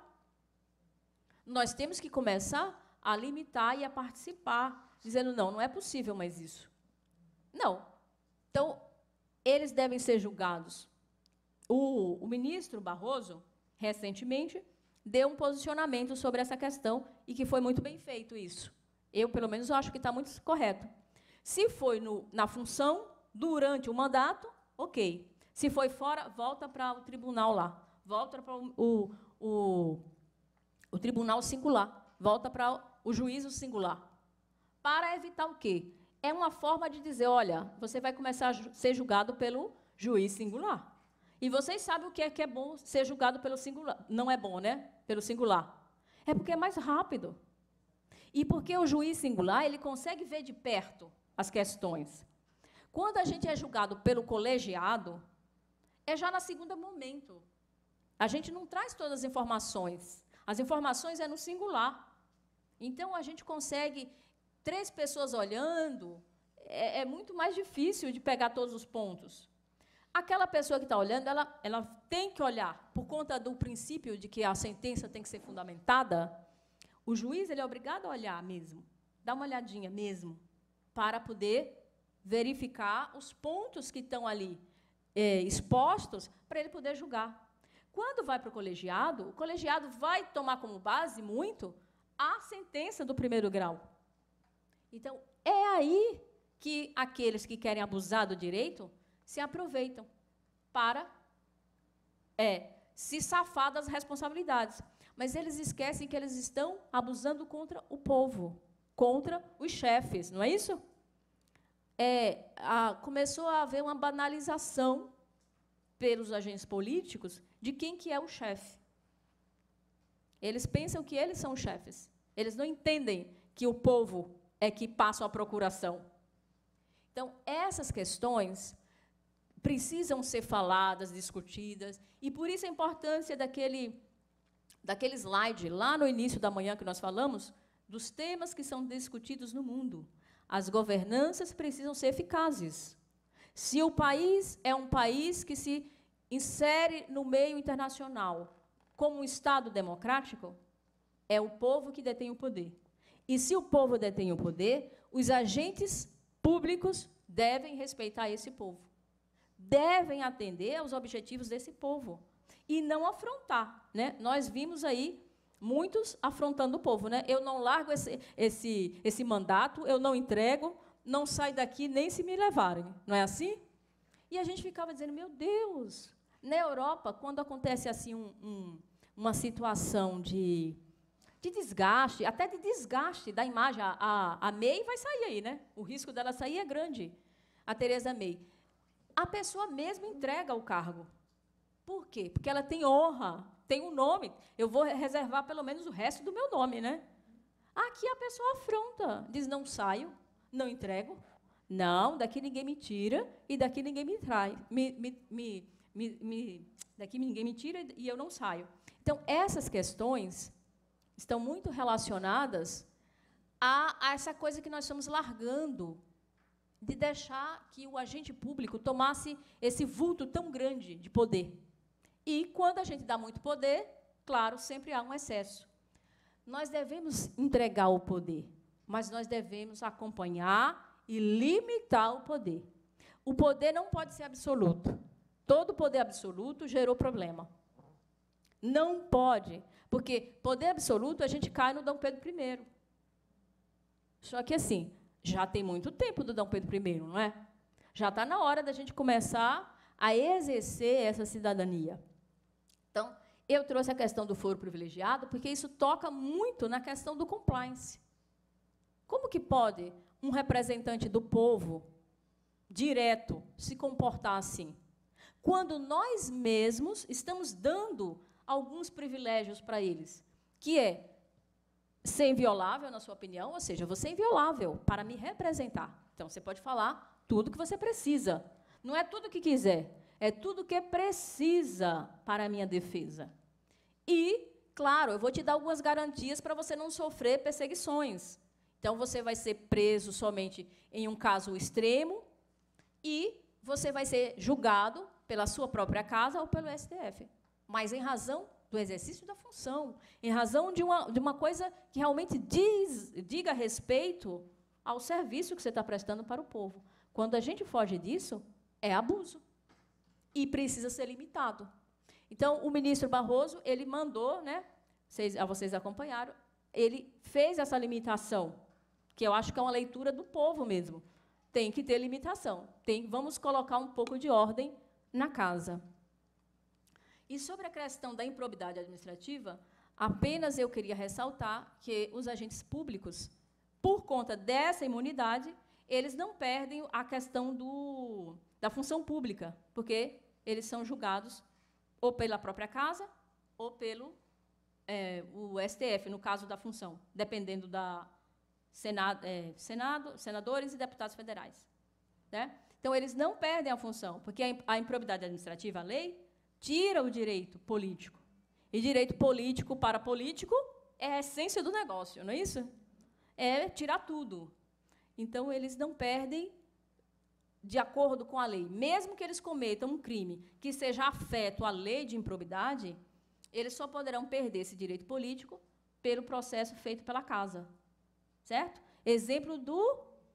Quem que vocês viram que aconteceu isso? Não, a Dilma não. A Dilma, tudo bem, mas eu ia dizer, eu estava falando de deputado e senador. O Maluf. O Cunha. Não, mas o Cunha não perdeu ainda, eles não julgaram. O Maluf. Teve o julgamento dele recentemente, e ele perdeu o mandato. O mandato político, estou me referindo, né? Ele perdeu. Porque, claro, era para ter acontecido isso pelo Código de Ética há muito tempo atrás, né? Mas, enfim, só fizeram isso depois que ele foi julgado pelo STF. E aí, ele perdeu o mandato. Então, vejam, ele cometeu atos de improbidade, ele cometeu atos de lavagem de dinheiro, mas isso só veio ocorrer naquele momento, ok? E aí, então, eu tenho aqui a ficha limpa, que é outro mecanismo importante para atender a questão de compliance, ou seja, da administração pública agir de forma reta. O que essa lei, com alteração, já havia a lei, né, 64, de 90, e a 135, de 2010, por conta da pressão popular, ou seja, o povo exercendo o seu direito, que teve essa iniciativa, teve uma iniciativa popular, com mais de 1.600.000 assinaturas, houve uma alteração na lei para estabelecer as novas hipóteses de inelegibilidade e ampliar o rol dos crimes. Quem que foi atingido por essa lei? Quem que foi atingido recentemente por essa lei? Quem? O Lula, né? Então, assim, a lei tem que acontecer, gente. Não importa se a gente torce pelo Lula, pelo João, pelo Pedro, pelo Paulo. A lei precisa acontecer. Porque, se não há a efetivação da lei, a lei perde o seu sentido. Então, por mais que a pessoa... mas eu queria votar no Lula. Esqueça. Ele estava inelegível e a lei diz assim. Então, tem que respeitar. Estou fazendo essa ressalva porque, assim, o compliance não é o rapaz bonzinho, não é o amigo do rei. Ele é a pessoa que compreende, mas ele segue a conformidade. Porque não faz sentido você não seguir a conformidade. Você exige do outro e você não aplica. Não faz sentido. Então, ele ampliou o rol e aumentou o prazo para 8 anos também. Então, o objetivo dessa lei é impedir que os candidatos que não possuem os requisitos morais exerçam os cargos públicos. Isso é maravilhoso, porque muitos deputados, vocês viram que não puderam se candidatar novamente, e alguns senadores. Claro, tivemos alguns que furaram as filas, não foi? Alguns conseguiram ainda, porque não tinha ainda nenhuma decisão, e que, para nós, seria interessante que não tivesse passado. Mas, enfim, voltamos àquela história. É melhor deixar aquele que errou livre do que punir um inocente. Tudo bem. Devagar, caminhamos e construímos. Nós vamos fazer. A outra lei que contribui muito e que também deve ser de mesa do compliance é a lei do servidor público. Claro, aqui eu estou me utilizando da 812, que é a federal, mas vocês têm a de vocês, aqui do Estado, né? E os municípios também têm as suas, então a gente deve respeitar. Por quê? Porque essa lei fala dos deveres, das proibições. Essa lei ela vai tratar de questões de pormenores da função pública. Ela atende aos objetivos de um compliance na esfera pública. É uma questão de sentar e estudar a lei, estudar mesmo. Como que é o nome você da camisa aqui de verde? Você que olhou para... Eric. Isso, Eric. Agora é hora de ler, de estudar. Agora é hora de estudar. Tem que estudar, tem que deixar isso muito claro. Na verdade, eu entendo por que vocês não estudam, porque vocês praticam. Então, não fica pensando. Eu sei como é, a gente faz isso. Mas, no caso de quem vai trabalhar com a área de compliance, isso precisa estar muito bem massificado na cabeça da pessoa, para que ela possa poder sentar com a pessoa que cometeu um erro e conversar e orientar, senão não dá certo. Então, a área de compliance tem que ter, na esfera pública, essa lei aqui na mesa, muito bem lida, muito bem entendida, muito bem estruturada, fazendo o casamento com a de improbidade, fazendo o casamento com o código de conduta e ética do órgão que está vinculado. E essa lei, então, ela trata da parte penal, penaliza também, né? Que eu acho muito importante. Vejam, o que falta, então, para a gente agir de forma correta? Já tem mecanismos. Né? Falta fazer. E aí nós temos, no sentido do agente público, a lei de responsabilidade fiscal.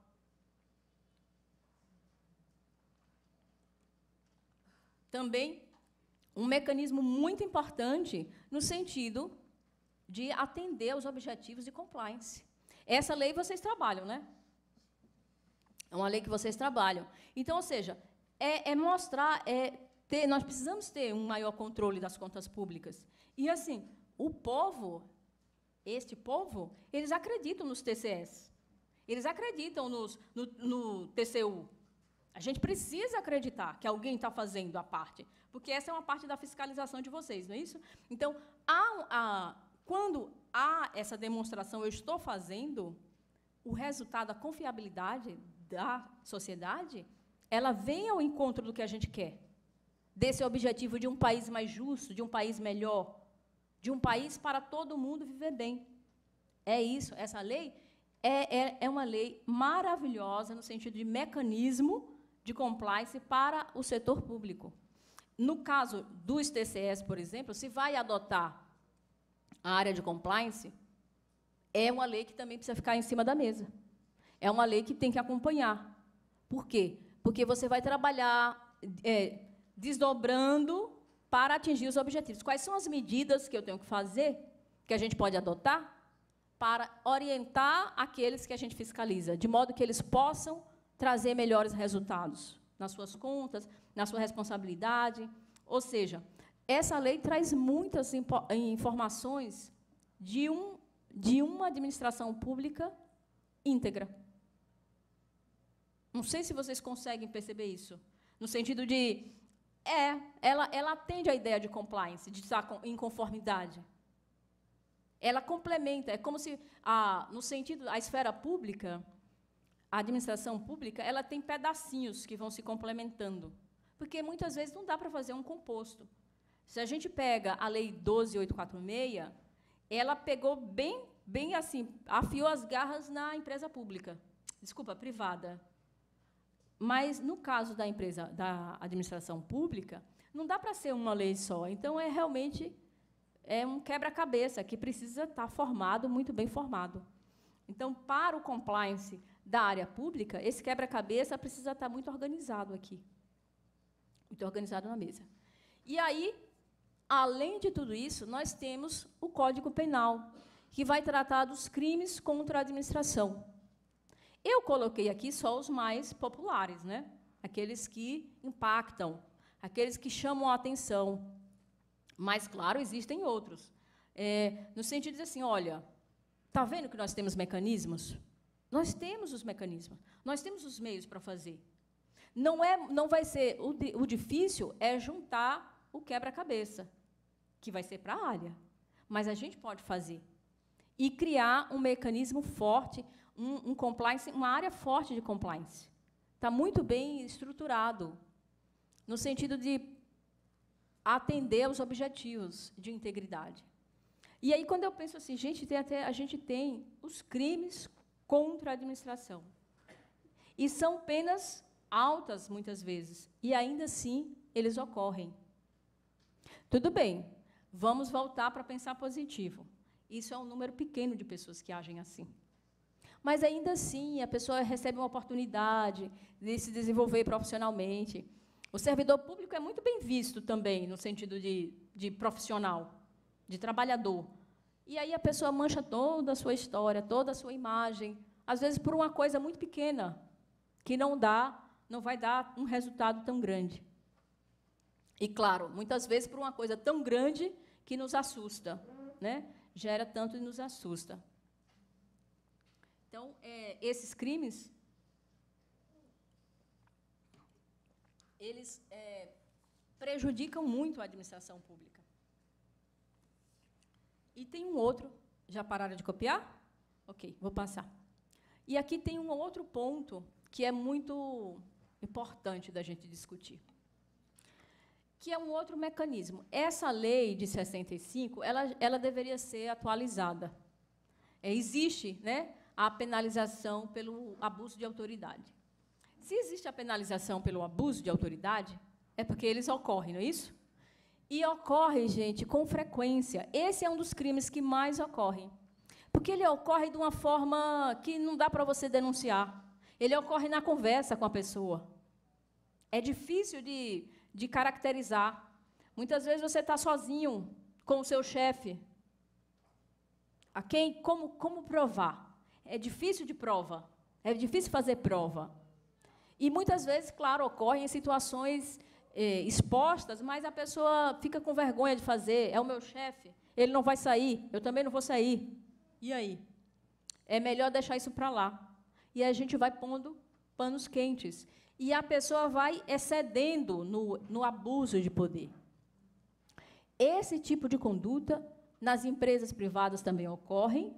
E, no caso das empresas privadas, uma coisa que afeta é que eles perdem a bonificação.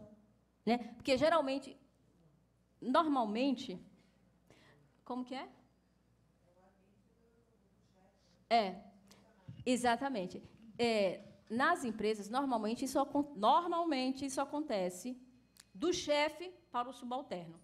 Não é assim? Mas esse tipo de abuso, e agora de forma ampla, acontece do subalterno para o chefe, para os pares, né? No sentido horizontal, os colegas, e acontece muitas vezes para um chefe. Por exemplo, você era par com alguém, e aí você é nomeada para ser o diretor. E aí, aquela sua colega que estava querendo aquele cargo que você foi nomeada, não aceita. E começa a dizer, eu vou responder para ela. Ah, você é do mesmo nível que eu. E começa a boicotar. Então, é um abuso de poder invertido. Mas acontece. Infelizmente, acontece. Vou contar para vocês outra coisa que acontece. Na empresa privada, a pessoa da limpeza tem muito acesso com as gerências. E as gerências, a pessoa da limpeza, geralmente, ela não tem um acesso com pessoas de nível de hierarquia na sua vida cotidiana, senão ela não seria da limpeza, não é isso? Não estou falando de preconceito aqui, não. Estou contando uma relação normal. Geralmente, ela ganha pouco, então, o grupo de amigos são pessoas simples, como ela. Então, as gerências se aproveitam desse poder e de vontade da outra de ter minha amiga chefe, e aí começa a estimular que aquela moça que faz a limpeza, que ela vai na sua mesa, na outra e na outra, a passar informações. Então, o que acontece? A moça da limpeza sabe tudo. Ela está limpando aqui sua mesa e você está falando aqui no telefone aquela questão que é sigilosa, e ela está ouvindo. E ela se utiliza disso para passar as informações. O que acontece? Ela começa a ganhar poder. Poder. Claro que logo as pessoas começam a perceber. Mas ela circula o prédio inteiro, a sala inteira, o órgão inteiro. Então, acaba conquistando poder. Então, eu estou falando isso porque, assim, no ambiente público, esse abuso de autoridade, esse abuso de poder é muito forte. Mas na empresa privada também acontece. E chega a acontecer, inclusive, nesse nível, dessa inversão, onde aquela pessoa que não tem poder nenhum no sentido da empresa, passa a ter poder. Por quê? Porque é manipulada e influenciada por aquele outro que tem realmente o poder. Então, ocorre. O abuso de poder é uma das coisas mais nefastas que podem acontecer em um órgão, em uma empresa, numa administração. Porque ele corrói toda a estrutura da administração. Porque as pessoas começam a trabalhar com medo. Medo é horrível, porque você começa a errar. Você começa a trabalhar insegura, você erra. Né? Então, atrapalha o desenvolvimento. E outra coisa, interfere no próprio desenvolvimento do órgão. Então, você vai, eu já sei que naquele órgão o chefe tal ninguém fala. Ele é a 8ª maravilha, né? Vocês sabem que tem até a 7ª, tem gente que pensa que é a 8ª. Então, ele é a própria 8ª. Vocês ouvirem a 8ª, vocês já sabem, né? É a 8ª. É gases nobres, em cada lugar tem um nome, né? É gases nobres, né? Não se mistura. Então, cada um é uma coisa. Mas isso, a gente faz a piada, faz a brincadeira, mas isso prejudica o desenvolvimento do serviço. Pessoas ficam doentes com abuso de poder de chefes, né? Porque são os assédios, são os maus tratos mesmo. Então, ficam doentes. Outra coisa é que esse abuso de autoridade ocorre também na relação do administrador com o administrado. Falamos a questão da recepção do atendimento, né? Ele ocorre, e isso gera um risco para a própria administração. Houve uma época que tudo que você abria a boca, o pessoal dizia assim, é desacato à autoridade. Né? Mas eu nem falei nada, eu já estou desacatando a autoridade. E como é que esse funcionário age dessa forma? Se aproveitando da ignorância, do desconhecimento do outro, porque o outro poderia rebater, pois isso aqui é abuso de autoridade, então eu te devolvo, mas não sabe. Então, vejam como isso prejudica o trabalho. Experiência, eu fui me vacinar no posto de saúde, e a advogada só anda com a carteira da OAB. E peguei minha carteira da OAB. A atendente não quis me atender, porque eu não estava com o meu RG, e nem com a CNH. E parou. E eu percebi que o colega do lado dela, porque tinha as baias, já estava assim, olha o conflito do colega. E ela quieta. Mas você não tem o RG? Tenho, esse aqui, tome. Não, mas você não tem o RG? Não, é esse, meu RG é esse.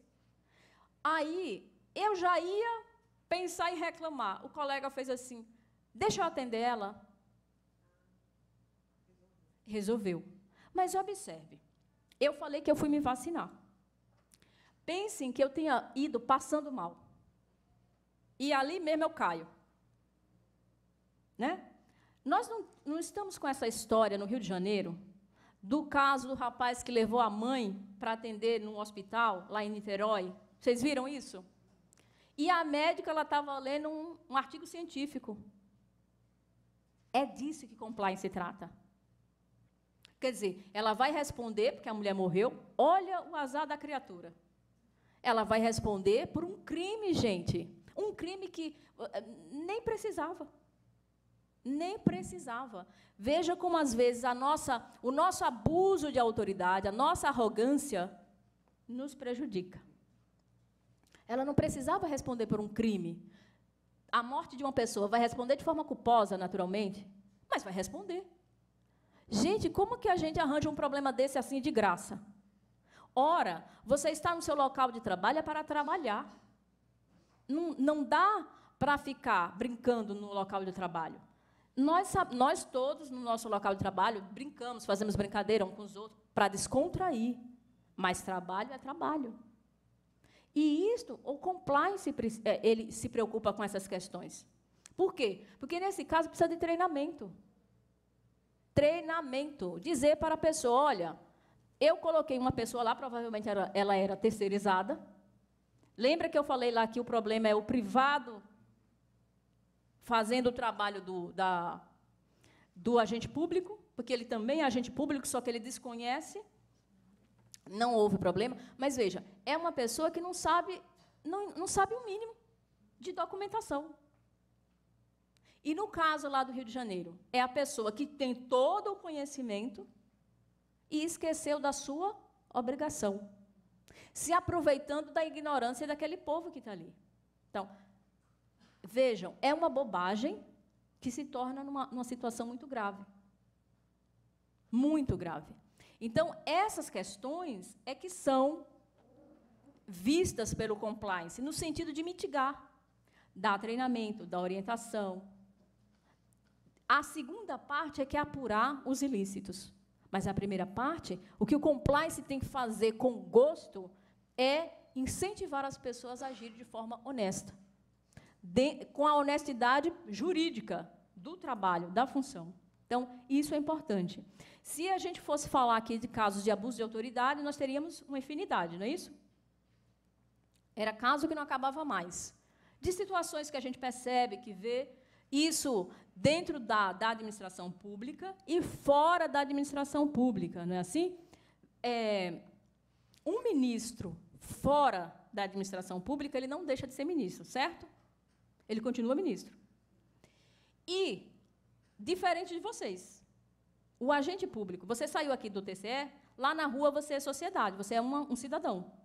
Mas o ministro, o agente político, não. Se ele for, por exemplo, um deputado federal, um senador. Um deputado federal, um senador, um governador, o presidente da República, ele é presidente da República diuturnamente. Entendeu? Diuturnamente. Ele não deixa de sair. Então, por exemplo, aconteceu aquele evento, quando aconteceu aquele evento lá em Santa Maria, aconteceu na madrugada, mas o presidente da República continuava sendo o presidente da República e tinha dever com aquelas pessoas, de se manifestar, que eu quero dizer. Então, por exemplo, um presidente não poderia dizer assim, e o que eu tenho a ver com isso? Abuso de autoridade. Este povo te pertence, porque é o contrário. Você está para representar este povo. É nesse sentido. Então, este abuso de autoridade ocorre para alguns agentes públicos, não apenas dentro do órgão público, mas também fora. E gera impacto para a imagem do próprio e da instituição que ele representa. Esses são os riscos da gente cometer esses abusos. Você só tem que cumprir com a sua obrigação, e isso é o suficiente. E nós já estamos terminando para almoçar, hein? É daqui a pouco, falta pouco. Então, aí, para nós fecharmos aqui as reflexões, o que a gente pode pensar sobre improbidade administrativa e os vários tipos de corrupções, que a gente foi conversando, da visão que ela ocorre, que ela tem uma visão, tem uma trajetória, que ela faz um caminho aqui no Brasil. As consequências da improbidade administrativa mancham não só a imagem do agente, mas também da própria administração. E isso é muito danoso, porque as pessoas deixam de acreditar no órgão e deixam de acreditar no servidor público. E começa a desfazer, que é pior. Começa a desfazer. Aquele órgão lá você não pode ir. Vai preparado. Né? Não passe naquela pessoa. Reza para ser atendido pelo outro. Essas coisas, elas são divulgadas e mancham a imagem. Outro ponto é, quando a gente pensa aqui, pensando em municípios. Em municípios isso é muito mais grave, porque as pessoas se conhecem, é um lugar pequeno, normalmente, tirando os grandes municípios, estou me referindo aos pequenos. É muito danoso esses atos de improbidade, os atos de abuso de poder, porque as pessoas são amigas, parentes, vizinhas, elas se conhecem, gera um impacto muito grande. E, normalmente, elas estão... Vocês também estão com calor, né? Eu também. Ah. E eu pensei que estava ligado, porque eu estava ouvindo barulhinho. Ah. Não, mas, olha, só falta 15 minutos e... É? Ah, ok, para ir já resfriando. Tem razão. Eu vou retornar já. Então, nas cidades pequenas, as pessoas elas são conhecidas. Então, um caso de improbidade administrativa, quando em cidade pequena, tudo vira notícia, não é assim? Mas é notícia boca a boca. O jornal não funciona. É um outro tipo de jornal. E isso é muito mais danoso, porque é contado aos pedaços. Então, o João conta o Chicó. Lembra do Chicó? Do Alto da Compadecida? O Chicó começa a contar um pedaço e a outra pessoa acrescenta umas 3 partes. E aí está prejudicada todo o trabalho de uma pessoa.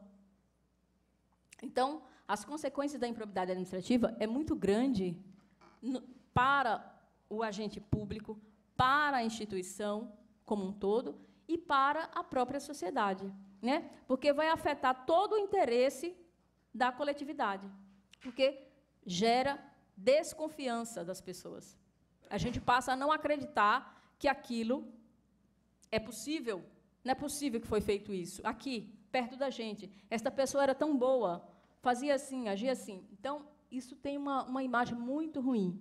E, por fim, afeta também o patrimônio público, que esse aí também é danoso, muito grande, no sentido de que a gente precisa preservar o nosso patrimônio. Tudo na administração pública é construído com muitas regras, não é isso? E o tempo inteiro se está dizendo, estamos com pouco dinheiro. Nunca é construído com muito dinheiro, a não ser quando tem os desvios, né? Quando tem desvio, a gente já sabe por quê. Mas é construído de forma, não é porque é pouco dinheiro, é porque é de forma pensada, sistemática. E o que nós vemos, muitas vezes? É o abuso disso. Então, ver o nosso patrimônio sendo dilapidado pelas pessoas é muito dolorido, porque a maioria das pessoas, dos agentes, levantam de manhã, fazem um esforço grande para construir o seu patrimônio particular. E esse esforço é a partir do que ganham efetivamente. E nós sabemos que nem todos os agentes públicos ganham bem. Assim, tem um bom salário. Tem agente público que o salário é um mínimo quase. É uma diferença do mínimo mínima. Não é assim? Então, aqueles funcionários que trabalham na limpeza, na varreção, o salário mínimo é muito mínimo.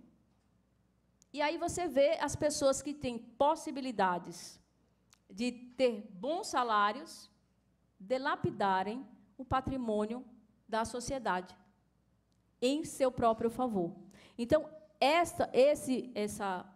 esse bicho que se chama corrupção e que corrói, no sentido mesmo da própria palavra, as coisas boas, nós devemos combater no sentido de não deixar aumentar. Mas é preciso olhar a estrutura que nós temos, a essência. Porque não se combate corrupção somente apurando. Tem que olhar onde está o foco daqueles atos que ocorrem. E, normalmente, esses focos, eles estão bem em uma coisa muito simples. É no primeiro desvio, na primeira facilitação, é que ocorrem.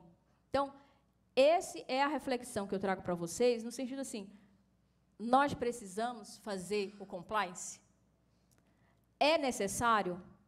Nós temos já todos os mecanismos que abarcam essa ideia e não faz sentido? E aí eu queria ouvir um pouquinho de vocês.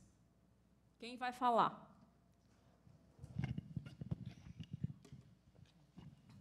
Quem quer falar? Eu estou ouvindo.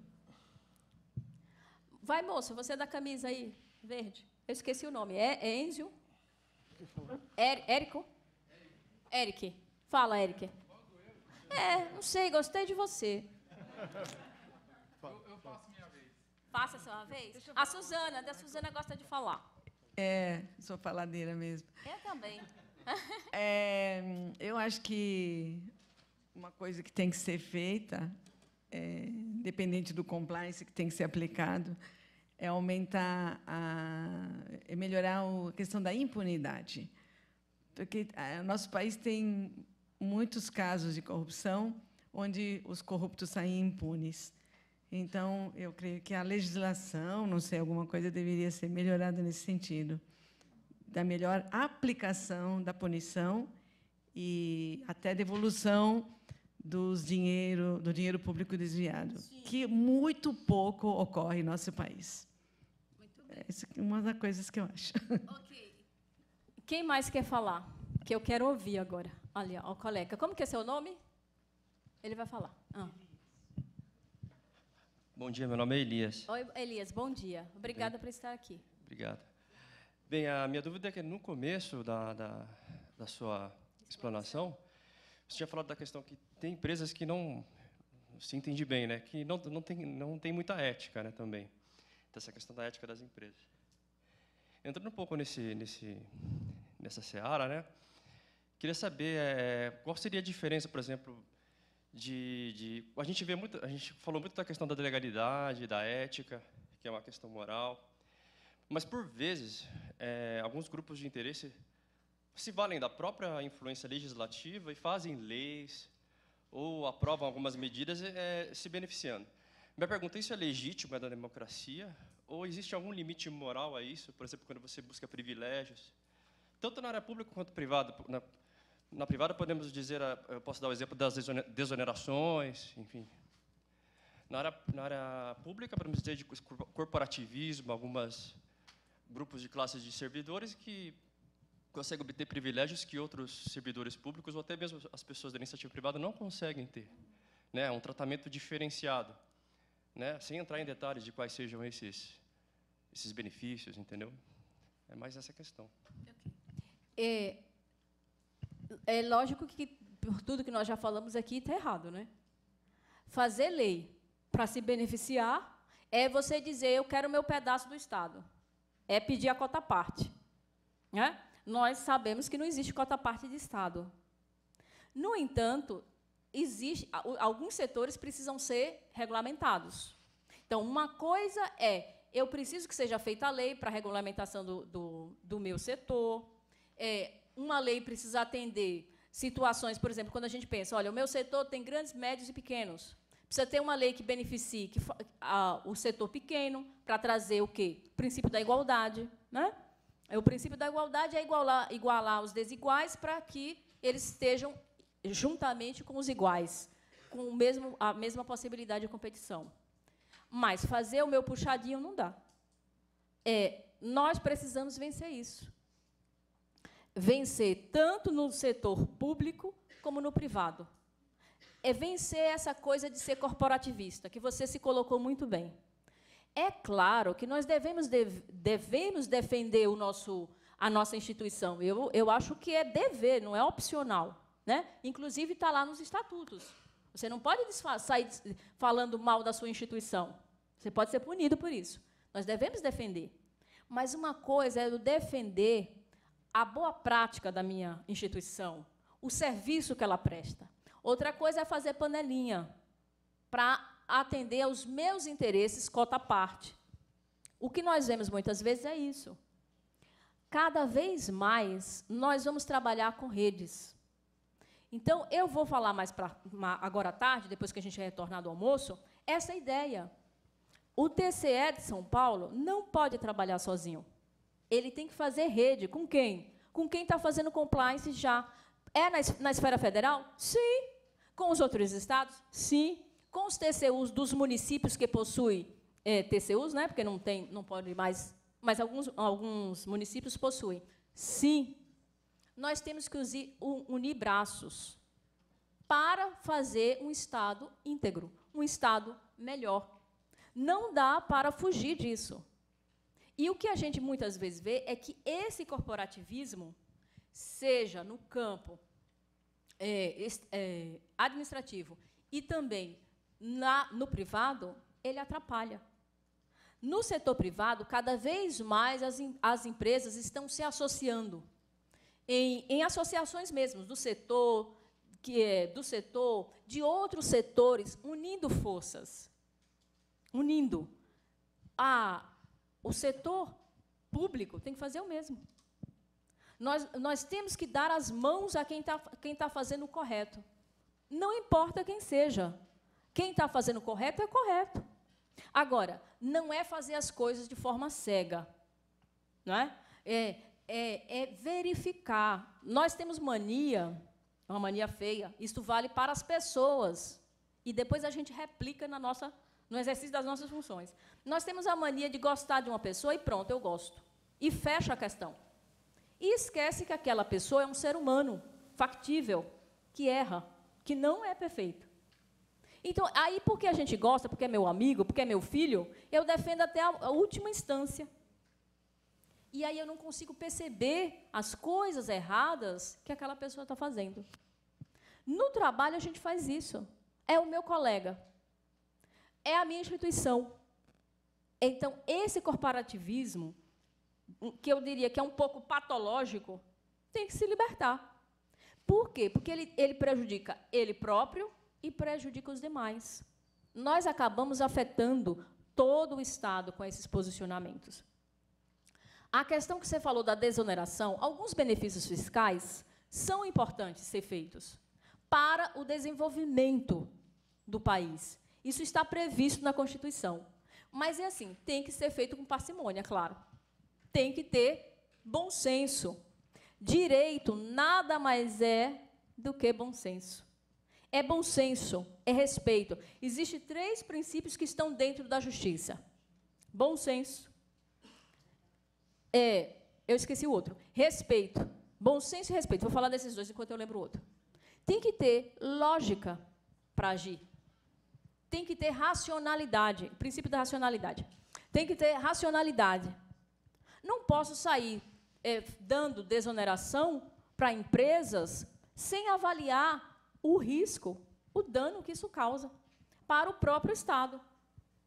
E o que você falou é exatamente isso. É feito sem avaliação, fazendo o puxadinho dos interesses. E aí é onde entram os riscos da corrupção que a Suzana falou. Isso é feito de forma ilegal, imoral, e muitas vezes ninguém fica sabendo. Como não fica sabendo, difícil de punir, viu, Suzana? E quando a gente resolve punir, nós temos o nosso corporativismo e ficamos defendendo o nosso amigo porque é nosso amigo. O que é errado e o que é certo. Quando nós começarmos a pensar disso de uma forma mais ampla, nós vamos começar a agir melhor. O que é errado, o que é certo. Os nossos pais nos ensinaram assim, mas parece que nós ouvimos só com a metade do ouvido. O outro a gente tapa, que é para não ouvir direito. E a gente quer ajeitar o que é meio errado. Se a gente for fazer o puxadinho do errado, tem meio errado mais ou menos, não foi bem isso. A gente consegue fazer aquele mesmo sistema que nós fizemos da trajetória da corrupção, a gente consegue fazer do que é errado, para atender os nossos objetivos pessoais, para não fazer o que é correto, porque, normalmente, fazer o que é correto dá trabalho. Fazer o errado é muito fácil, porque eu faço de qualquer jeito, mas fazer o correto dá trabalho. E aí, o que acontece? Eu não quero fazer. Eu abro mão de fazer. Eu vou fazer só desta vez. E da outra vez também. E assim vai. Então, enquanto nós não mudarmos o nosso comportamento, as impunidades vão acontecer. Mas é assim, a gente que acredita não pode desistir. É claro que as impunidades vão continuar ocorrendo. Vão continuar, Suzana. Mas nós estamos aqui para fazer um pedacinho, um pouquinho, para fazer a nossa parte. Se todas as pessoas que querem fazer correto, que já pensam da forma mais correta, e aqui não estamos falando em perfeição, se a gente sentar aqui, a gente consegue perceber uma coisa que a gente faz errado. É só fazer uma lista. Eu dou essa aula para outros alunos mais jovens que vocês, em outro sentido, em sentido de ética mesmo, de moralidade, e eles vêm muito contundentes para dizer que tem que tudo ser muito certo. E eu começo a fazer perguntas. Aí eles começam a mudar e dar risada. Que eu pergunto assim, vocês já resolveram o problema? Eu pego uma coisa simples. Já tiraram a cópia que a Salete falou no emprego? Uma vez. Eu conto o segredo. Aí confessam. Já resolveram o problema particular? Já. Estão roubando a hora da empresa, porque venderam 8 horas. Se está resolvendo o problema particular em casa, está roubando a hora da empresa. Já ligou para a doméstica de casa para dizer para ela fazer o feijão para o marido? Porque deveria ter esperado ela ir dito lá? Já. Então, está roubando a hora da empresa. E aí, vai se maquiar, as meninas, vai se maquiar no banheiro quando deveria ter saído de casa maquiada, acordado mais cedo? Daí a gente começa a rir. Para quê? Para nós não sermos muito xiitas no sentido. A integridade é uma conquista. Nós vamos conquistando aos poucos. Não é uma coisa que nós vamos chegar de um rompante. Mas nós vamos conseguir, se nós não desistirmos desse objetivo. Vai acontecer, só que leva tempo. E nós precisamos não ser imediatistas e construir isso. Então, no próximo bloco, nós vamos falar um pouco desses exemplos que estão acontecendo, de modelos. E aí a gente continua com isso, Elias, com essa sua ideia. Um bom almoço para todos, e eu estou aqui às 13h30, hein? Venham, pelo amor de Deus, não me deixem falando sozinha. Eu falo.